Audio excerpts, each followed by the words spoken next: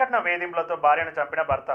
బంధువులు తెలిపిన వివరాల ప్రకారం లింగసాయంపల్లి గ్రామానికి చెందిన చింతకుట్ల స్వాతి 28 సంవత్సరాలు నార్కల్ జిల్లా ఉయలవాడ గ్రామానికి చెందిన సతీష్ రెడ్డితో 8 సంవత్సరాల క్రిందట వివాహం జరిగింది. సతీష్ రెడ్డి హైదరాబాద్లో రియల్ ఎస్టేట్ వ్యాపారం చేస్తూ వనస్థలిపురంలో అద్దె రూమ్లో కుటుంబంతో కలిసి ఉండేవాడు. తరచుగా వరకట్నం కావాలంటూ మద్యం సేవించి కొడుతూ నానా ఇబ్బందులకు గురి చేస్తున్నారని, అక్రమ సంబంధాలు కూడా ఉన్నాయని బంధువులు తెలిపారు. ఈ నెల 6న 12 గంటలకు స్వాతి చనిపోయిందని చుట్టుపక్కల ఉన్న స్థానికులు బంధువులు తెలుపగా ఒక్కసారిగా విషాద ఛాయలు అలుముకున్నాయి. అయితే భర్త సతీష్ రెడ్డి చంపి ఫ్యాన్కు ఉరేసినట్లు చిత్రీకరించారని బంధువులు తెలిపారు. వీరికి ఒక పాప, ఒక బాబు ఉన్నారు.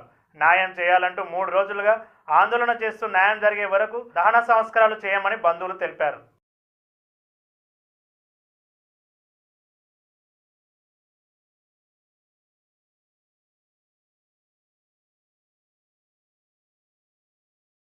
నేను వాళ్ళ చెల్లెని, నా పేరు సంధ్య, మా అక్క పేరు స్వాతి చనిపోయింది.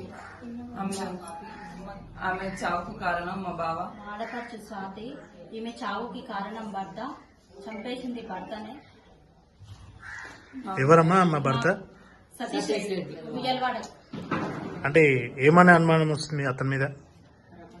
ఇంతవరకు వరకట్న వేధింపు, ఇంకా ఎఫ్ఐఆర్స్ బయట ఇలాంటివి. ఎక్కడ జరిగిందమ్మా? ఇది హైదరాబాద్ లో జరిగింది సార్.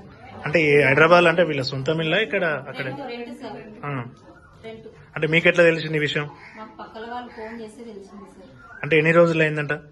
అప్పుడే ఆ రోజే సార్, ఆ రోజే బయటి వాళ్ళు కాల్ చేస్తే తెలిసింది సార్. ఆయన వాళ్ళ భర్త కూడా చెప్పలేదు, పక్కల వాళ్ళు ఫోన్ చేస్తే తెలిసింది సార్.